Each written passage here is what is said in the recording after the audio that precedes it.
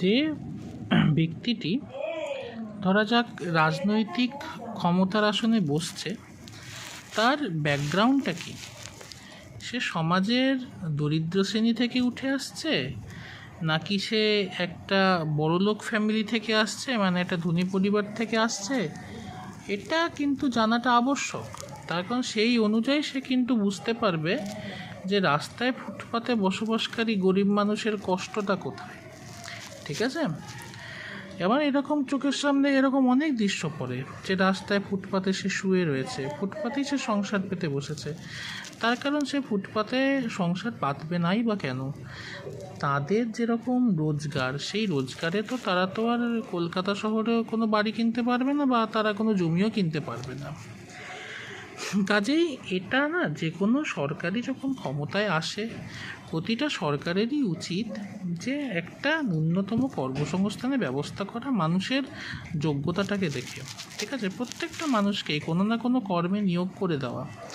তারপর যত সে কর্মে নিয়োগ হবে এবং কর্মে নিয়োগের মাধ্যমে তার হাতে একটা ন্যূনতম বেতন দেওয়া।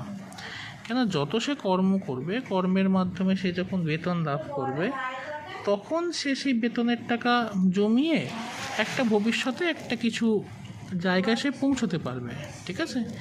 কিন্তু ভারতবর্ষের মতন দেশে, এবং বিশেষ করে আমি বলবো যে পশ্চিমবঙ্গের মতন যে রাজ্যে, এইটা কোনো কালই কোনো রাজনৈতিক দলই করেনি। ঠিক আছে?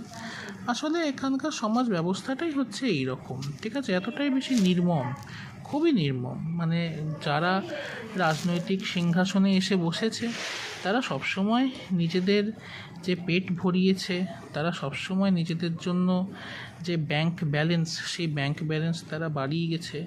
তারা তোলাবাজি করেছে, কাটমানি করেছে, জনগণের ট্যাক্সের টাকায় তারা বড় হয়েছে।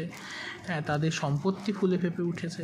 কিন্তু গরিবের কথা, গরিব মানুষের কথা, ফুটপাতে বসবাসকারী মানুষের কথা কিন্তু কেউই কিন্তু চিন্তা করেনি, এবং ভবিষ্যতেও যারা আসবে তারাও কিন্তু কেউ চিন্তা করবে না।